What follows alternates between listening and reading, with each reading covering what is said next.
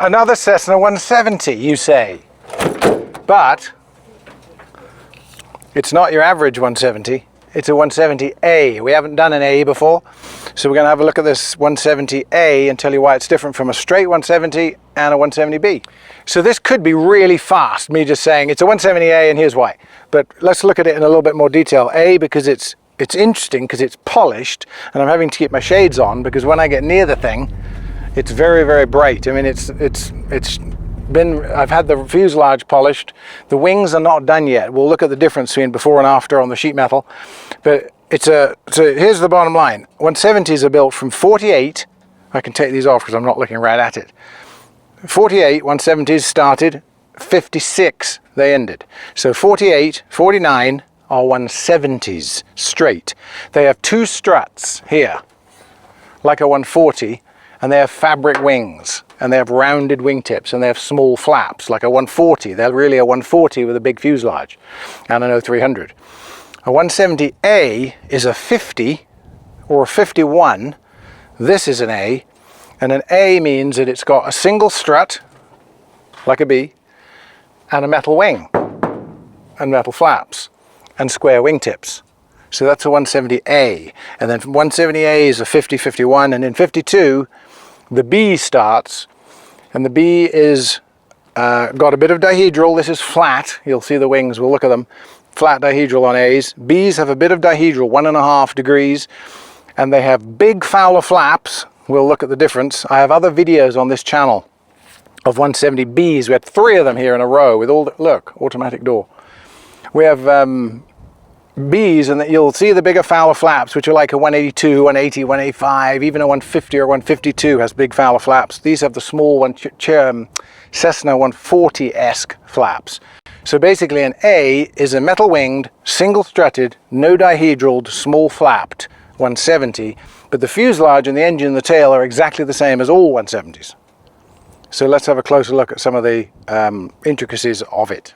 Okay, so all 170s, 48, 52, 56, all have this fuselage and all have an 0300 or a C145 Continental. So it's 145 horsepower, 6-cylinder, carbureted. It's basically, you get the 150 engine, Cessna 150, you have 4 cylinders. You add 2 more cylinders, that 0200 becomes an 0300, 6 cylinders, and you've got 145 horsepower rather than 96 horsepower. So there they are, all 6. So that's like a Cessna 150, and that's the 170s engine, 0300, and 172s have this engine from 56 to 67 as well. They have this 0300. It's very smooth. It's actually a really good engine. It's very smooth. It burns about 8 gallons an hour. The TBO is 1800 hours, and it's accessible like mad in the back. It's got a very easy oil filter at the bottom, which doesn't drool anywhere. Oil filler neck is here, dipstick is here. All the actions under this inner cowling where the cylinders are. This one has a Skytech starter, lightweight, smaller. So it's not like it's hand prop or anything like that, like on a 140 is, some 140s. So it's electric start. It's getting to be more modern. And this is what inspired Cessna to build the 180 in 56. Sorry, 53. 53 180s came out. And then the 185. So it all started with this airframe. So that's the business end of it. And it just latches like this. And if it hadn't been that easy, I wouldn't have opened it. Shiny. Polish it. Okay, lady legs, see how they curve? They curve like this.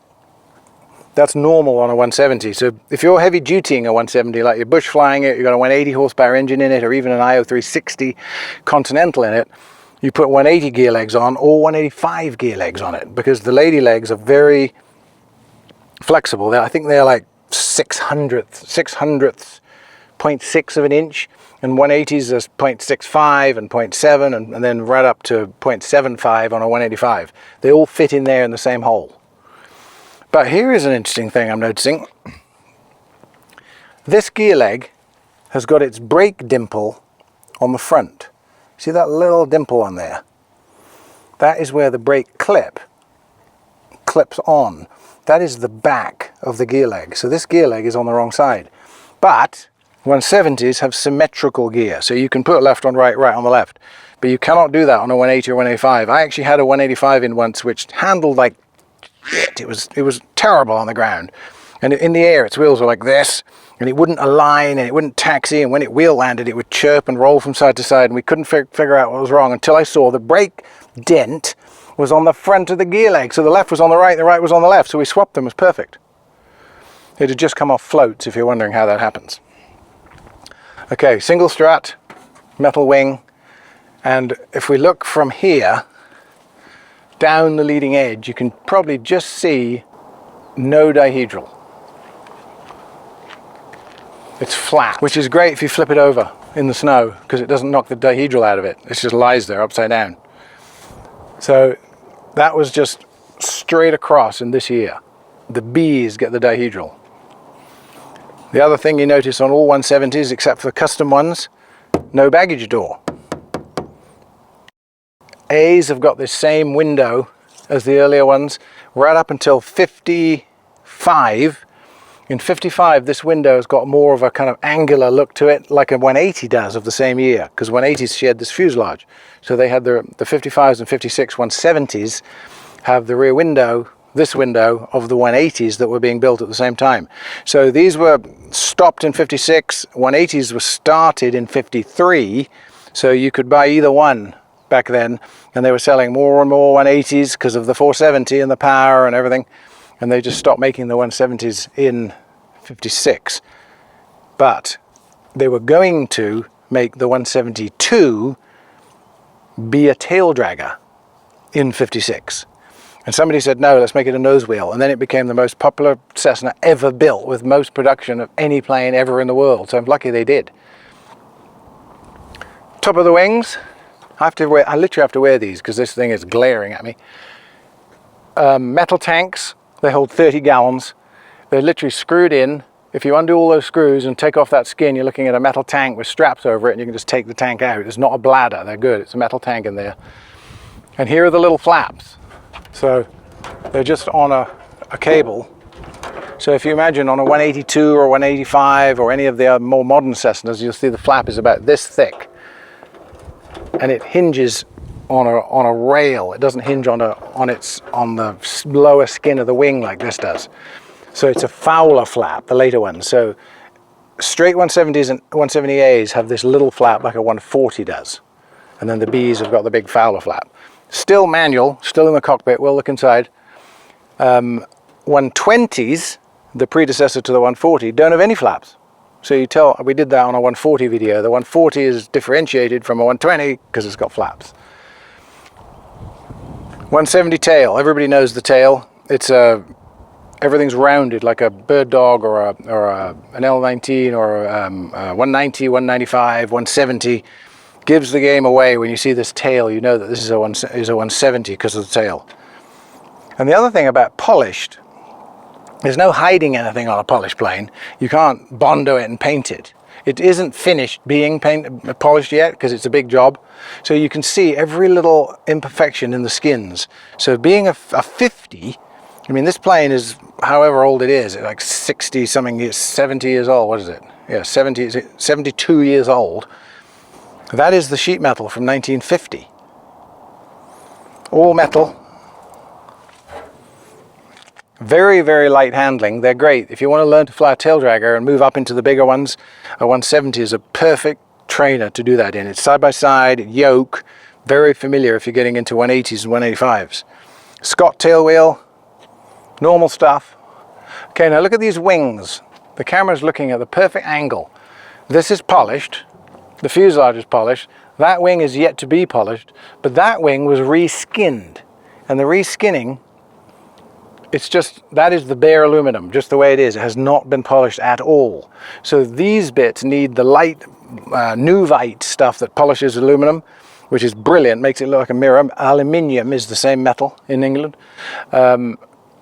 That wing there needs something more aggressive first, and you get it down to where it's almost shiny, then you use the Nuvite on it, and then you come up with the shine. So that's going to be a lot harder work to get this up to a high shine. That looks, it's very smooth. It looks brushed. Be perfect to paint. And being with aluminum, bare aluminum planes like this, you cannot live in a hot and humid environment. Like today is hot. Today's 100 degrees, which is like 35 centigrade. This plane loves this weather because it's so dry, but if this was in a humid environment in Florida or in South Carolina or somewhere in Tennessee, this would tarnish. You'd have to be on it all the time to keep it like this. But if you live in Prescott, Arizona or Nevada or Utah or somewhere like here where it's dry, you can keep a bare metal plane like this much more easily and maybe only clean it once a year. She's still got her Venturis on it.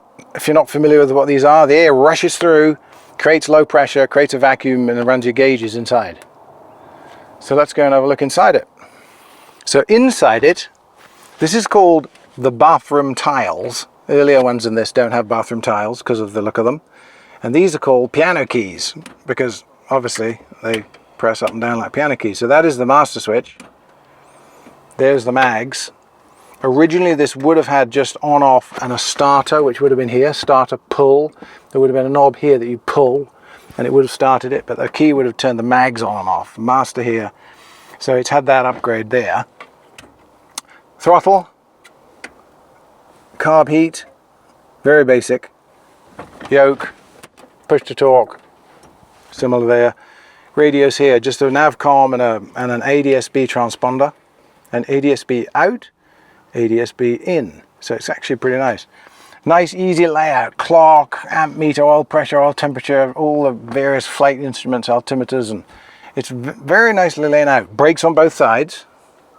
And when I used to own one of these, I had a B. When I was flying it, it was flying like this. And this obviously is the pedestal. I would trim it for slightly up, and I'd put my foot on there as trim. And I could just, if I was reading or doing emails or something, I could just put my foot on there and trim it. Trim, little Bakelite wheel. The later ones have the bigger wheel. Well, actually no. 170s are all like this because they have a trim tab. So that is the 170 trim. It's pretty responsive. It's got a tab back there. The horizontal stabilizer does not move. It's conventional. And then flaps. 1, 2, 3, 3. They work. They're not as effective as the Fowler flap, but they work. They're good.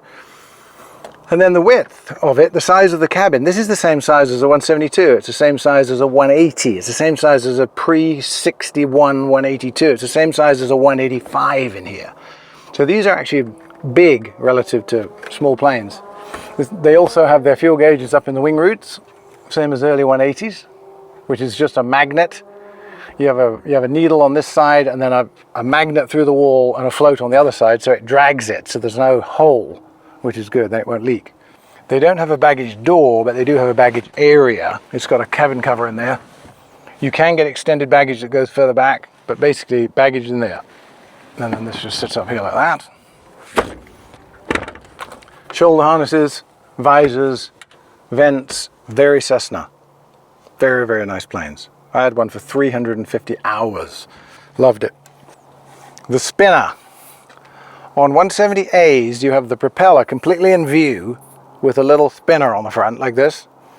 On the Bs, there's a little spinner that goes past it, like on an early 172, onto a backing plate, so you can't see the sides of the propeller.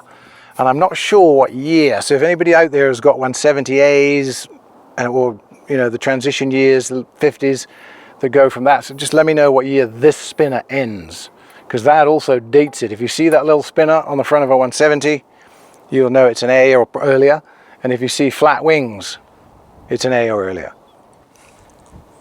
So I gotta wear these because that thing, I tell you, it's bright.